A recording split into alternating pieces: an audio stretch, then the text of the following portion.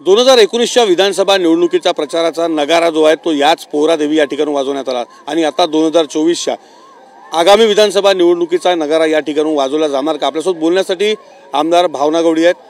2019ला उद्धव ठाकरे देवेंद्र फडणवीस एकत्रित नगारा या ठिकाणी वाजवला होता। हा महायुतीच्या प्रचाराचा नगारा आहे।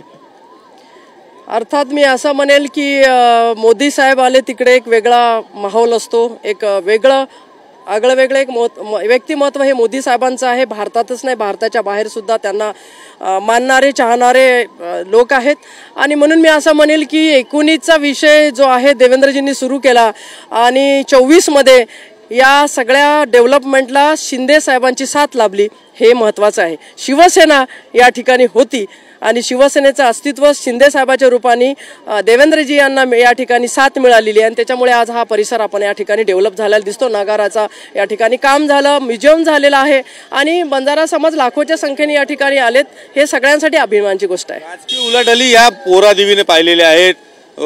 उद्धव ठाकरे मुख्यमंत्री झाले, त्यानंतर देवेंद्र फडणवीस युती सरकार, सगळे आता एकनाथ शिंदे मुख्यमंत्री झाले, ह्या सगळ्या राजकीय उलाढाली पोहरादेवीने पाहिल्या नाही। म्हणून तर म्हटलं की राजकीय उलाढाली जरी पोहरादेवीचे पाहिल्या असतील आणि पाहिलेल्या आहेत, त्याच्यामध्ये जो वाटा देवेंद्रजी आणि आत्ताच्या काळामध्ये जो काही वाटा या ठिकाणी शिंदे साहेबांचा राहिलेला आहे, हे महत्त्वाचं आहे।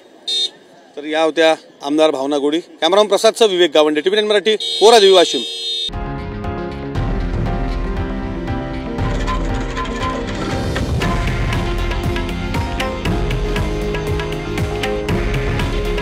हे आहे देशातील नंबर 1 न्यूज नेटवर्क आणि आपण पाहत आहात TV9 मराठी। काळजी तुमची, हित महाराष्ट्राचं।